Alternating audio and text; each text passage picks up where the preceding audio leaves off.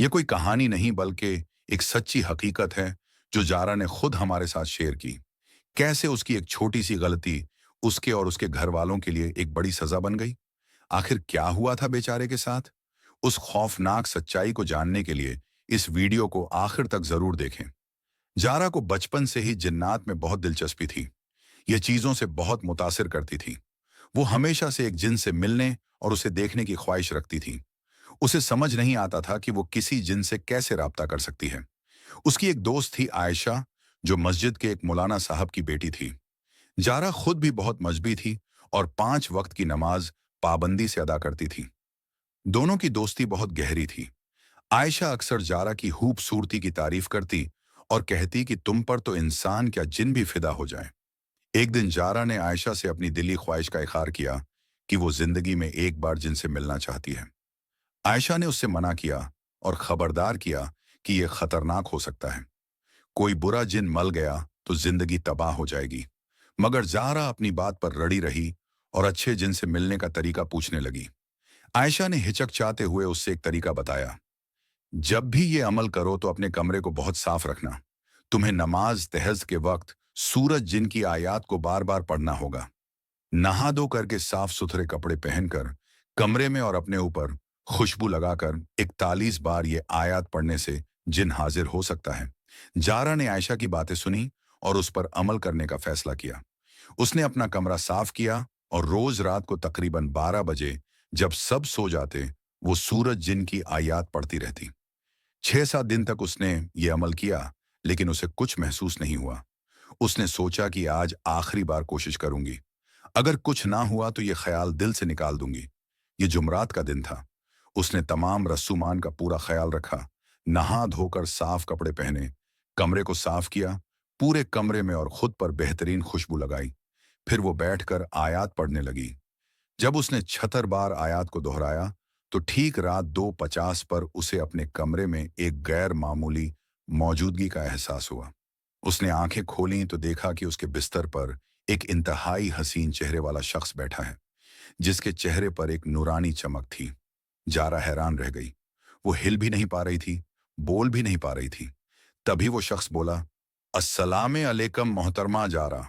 घबराहट में लरजती हुई आवाज में बोली, वालेकुम सलाम, आप कौन हैं? उसने जवाब दिया, मैं जिन हूं और आपके बुलाने पर ही यहां आया हूं। मैं आपकी कुरान की तिलावत रोज सुनता हूं और आपकी आवाज की कशिश मुझे यहां खींच लाई है। मैं अपने आका से इजाजत लेकर आया हूं। आप कुछ बोल क्यों नहीं रही हैं? आपके मन में मेरे लिए बहुत सारे सवाल थे। जारा कुछ भी बोल ना पाई। वो तो उसके नूरानी चेहरे और नीली आंखों में खोई हुई। जारा ने उससे नाम पूछा तो वो बोला, मेरा नाम इस्दाल है और मैं पिछले 6 दिनों से आपको जानता हूं। जब आप कुरान पढ़ती हैं तो मैं आपके आसपास ही होता हूं और आज अपने आका से इजाजत लेकर मैं आपके सामने आया हूं कि आप जिस कदर पाकीज़ा हैं, मैं अपने आप को रोक नहीं पाया। जारा को यकीन नहीं आया कि जिस जिन को देखने का उसने ख्वाब देखा था, वो आज उसके सामने हकीकत बन चुका है।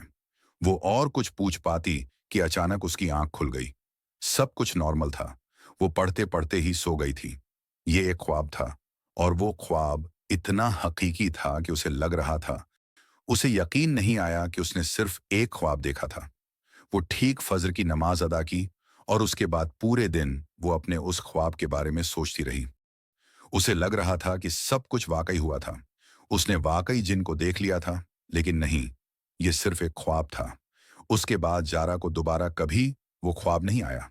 लेकिन इस वाक्य के 5-6 दिन बाद उसे अपने कमरे में एक अलग मौजूदगी महसूस होने लगी। उसे अपने कमरे से बाहर जाना अच्छा नहीं लगता था।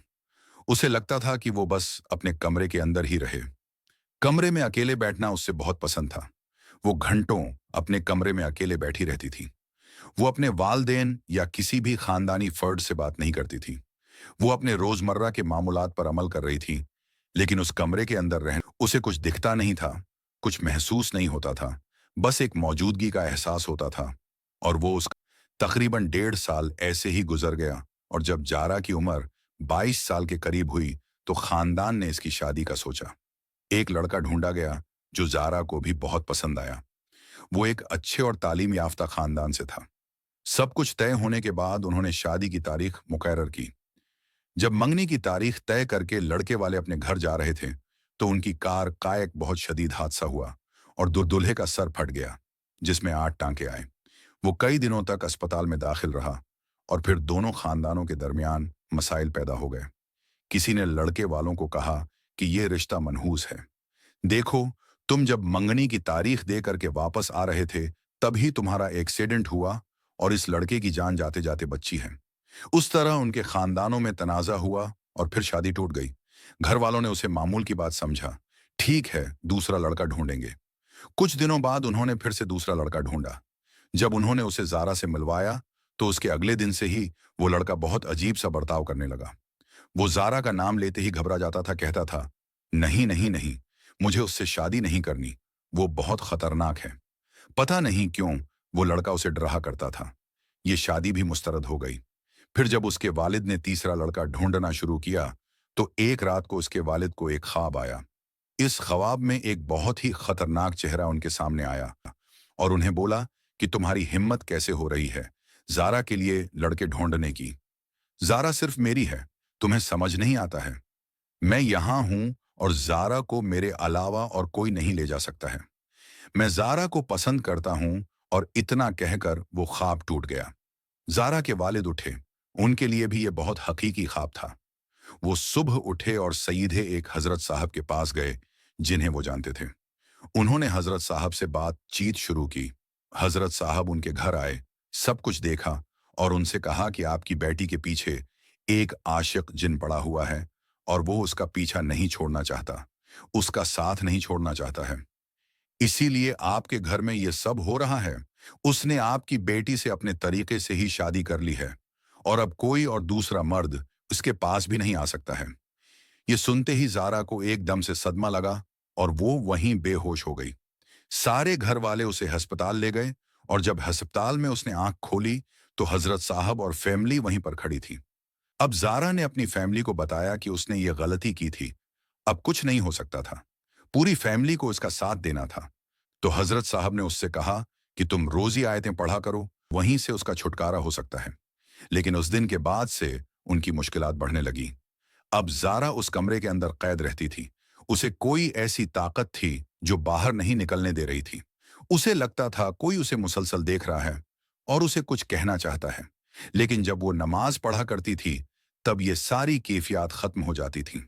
लेकिन जो हजरत साहब थे, वो भी हार मानने वाले नहीं थे। उन्होंने भी अपनी जंग जारी रखी। उन्होंने अपने तरीके से बार बार उनको बिलाकर अलग अलग तरीके से जिनको दूर करने की कोशिश की। 1 साल तक जारा ने उसके लिए बहुत तकलीफ उठाई। इस 1 साल के अंदर सोना खाना पीना बहुत मुश्किल था। 1 साल के बाद कहीं जाकर वो इस जिन से आजाद हुई और आज वो बिल्कुल ठीक है। शी इज हैप्पीली मैरिड, लेकिन वो उसकी जिंदगी का एक हिस्सा रह गया है जो शायद वो कभी भूल नहीं पाएगी।